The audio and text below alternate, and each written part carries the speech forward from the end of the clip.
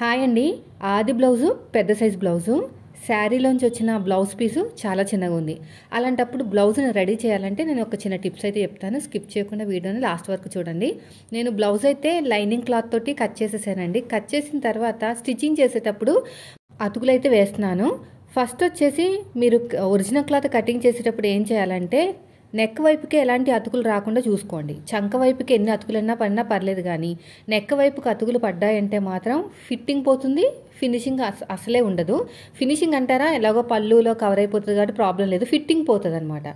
So నేను వచ్చేసి neck వైపు కరెక్ట్గా పెట్టుకుని సైడ్ జాయింట్ వైపు మాత్రమే బ్లాక్ కలర్ నార్మల్ క్లాత్ తీసుకున్నాను. అంటే శారీలో వచ్చిన క్లాత్ కాదనమాట, నా దగ్గర లేదు.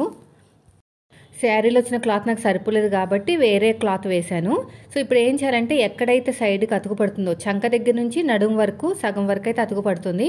బ్లాక్ కలర్ క్లాత్ తీసుకున్నానండి. కొంచెం దళసరి ఉన్న క్లాతే, అంటే లైనింగ్ క్లాత్ అయినా పర్లేదు, అంటే కాటన్ క్లాత్ కాదు, పాలిస్టర్ క్లాత్ అయినా పర్లేదు. సో ఇవన్నీ మీరు స్టిచ్చింగ్ చేసేటప్పుడు ఒకసారి కస్టమర్ని అడగాలన్నమాట. కొన్ని అతుకులు పడతాయి, వేరే బ్లాక్ కలర్ క్లాత్ అలా వేస్తామని.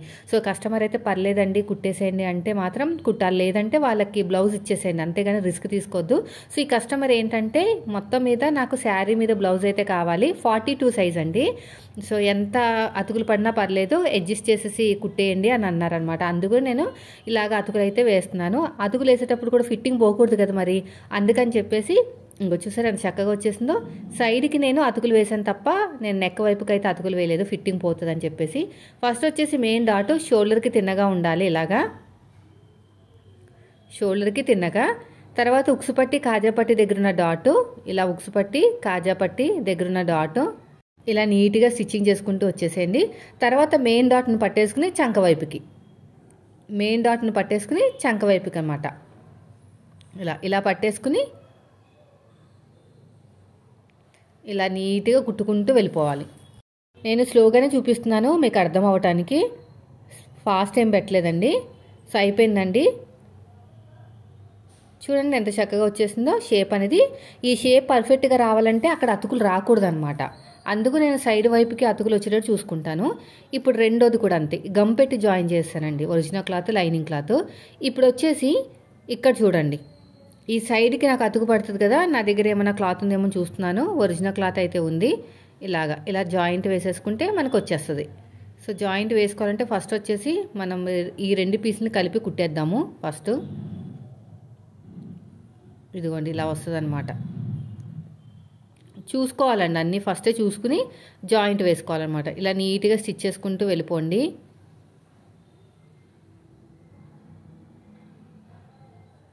ఇప్పుడు వచ్చేసి ఒక టాప్ స్టిచ్ వేయాలి. మనం ఎక్కడైతే జాయిన్ చేసామో అక్కడ ఒక టాప్ స్టిచ్ అయితే వేసుకోవాలి.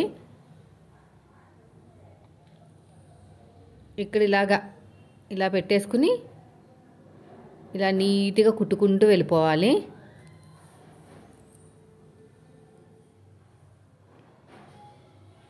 ఇలా మొత్తం కూడా ఇలా టాప్ స్టిచ్ వేసుకోవాలి.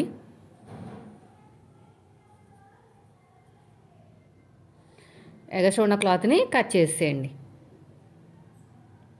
ఇప్పుడు నేనైతే ముడతలు రాకుండా ఉండటానికి మంచిగా జాయిన్ చేసేసుకుంటున్నాను. ఇలా మొత్తం కూడా జాయిన్ చేసేస్తున్నానండి. ఇలాగ చేతితో అద్దుకుంటూ చేసుకోవాలన్నమాట, ఎందుకంటే అతుకులు వేసాం కదా అందుకుని. చాలామంది అడుగుతున్నారు గమ్ పెట్టేసిన తర్వాత మళ్ళీ పైన కుట్టు వేయాలని. అక్కర్లేదండి, అసలు మనం కుట్టు ఎందుకు వేస్తాం తెలుసా, ఒరిజినల్ క్లాత్ లైనింగ్ క్లాత్ మనం కలిపి కుట్టేటప్పుడు ఇబ్బంది పడతామని చెప్పేసి ఓ కుట్టు వేసుకున్న తర్వాత బ్లౌజ్ని కుడతామన్నమాట. సో ఆ కుట్టు వేసుకునే పని నుంచి తప్పించుకుంటానికి మనం గమ్ పెట్టి జాయిన్ చేస్తాం. బ్లౌజ్ అంతా రెడీ అయిపోయిన తర్వాత ఇంకా అది గమ్ము ఊడిపోయినా ఉన్నా కూడా ఏం ప్రాబ్లం లేదండి. సో అయిపోయింది కదా. ఇది కూడా మెయిన్ డాట్ ఫస్ట్ ఇలా మెయిన్ డాట్ను ఫస్ట్ పట్టేసుకుని షోల్డర్కి తిన్నగా ఇలా పట్టేసుకుని షోల్డర్కి తిన్నగా కుట్టు వేసేసేయండి. తర్వాత ఉక్సుపట్టి కాజాపట్టి దగ్గరున్న డాటు, ఇలా ఉక్సుపట్టి కాజాపట్టి దగ్గరున్న డాటు మెయిన్ డాట్ను పట్టేసుకుని చంక వైపుకి, ఇలా మెయిన్ డాట్ను పట్టేసుకుని చంక వైపుకి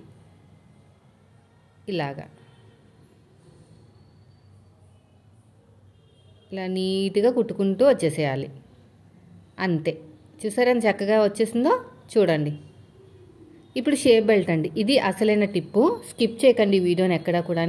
మనకి లెఫ్ట్ రైట్ రెండు షేప్ బెల్ట్లు ఉంటాయి కదా.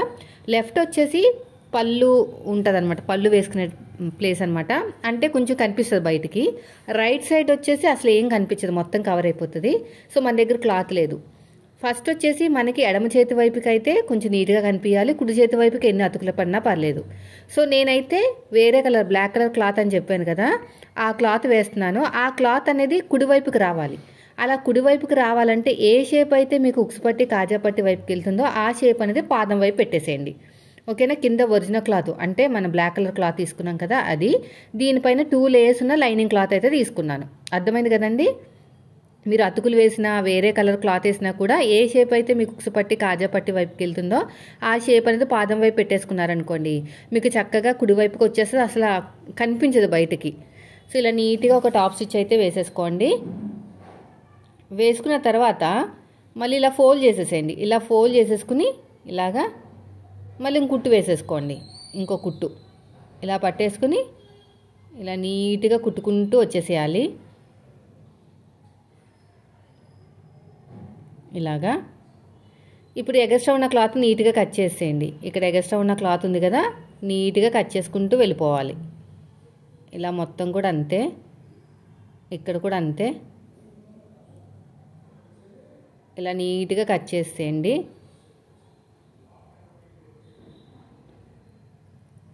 ఇప్పుడు వచ్చేసి నెక్ దగ్గర కట్ చేసిన పీస్ ఉందండి, నేను నెక్ రౌండ్ కట్ చేశాను కదా, ఆ పీస్ తోటి ఎడమ చేతి వైపు షేప్ బెల్ట్ పెడుతున్నాను. అంటే ఇది మనకి బ్లౌజ్లో వచ్చిన పీస్ అనమాట. సో ఎడమ చేతి వైపు పెట్టామనుకోండి, సైడ్ నుంచి కనిపించినా కూడా ఆడుగా కనిపించదు కదా. అలా రావాలంటే ఏ షేప్ అయితే మీకు సైడ్ జాయింట్ వైపుకి వెళ్తుందో ఆ షేప్ అనేది పాదం వైపు పెట్టాలి. అర్థమైందా. కింద ఒరిజినల్ క్లాత్, పైన 2 లేయర్స్ ఉన్న లైనింగ్ క్లాత్. ఏ షేప్ అయితే మీకు ఎడమ చేతి వైపుకి అదే సైడ్ జాయింట్ వైపుకి వెళ్తుందో ఆ షేప్ అనేది పాదం వైపు పెట్టాలి. ఇలా నీట్గా కుట్టుకుంటూ వెళ్ళిపోండి. ఎగస్ట్రా ఉన్న క్లాత్ని కట్ చేసేయండి.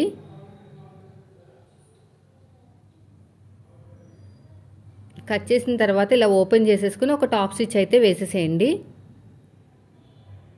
ఇలా ఒక టాప్ స్టిచ్ వేసేసుకోవాలి. ఇలాగా ఇలా నీట్గా మళ్ళీ క్లోజ్ చేసేసుకుని ఇంకొక స్టిచ్ వేసేసేయండి.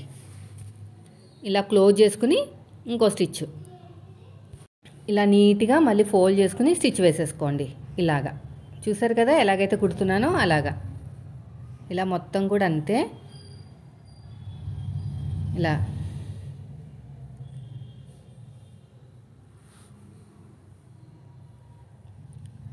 ఇప్పుడు ఎగస్ట్రా ఉన్న క్లాత్ని కట్ చేసేయండి. ఎగస్ట్రా ఉన్న క్లాత్ని కట్ చేసేయండి. ఇక్కడ కూడా అంతే. ఇలా మొత్తం కూడా ఇక్కడ నీట్గా కట్ చేసుకోండి.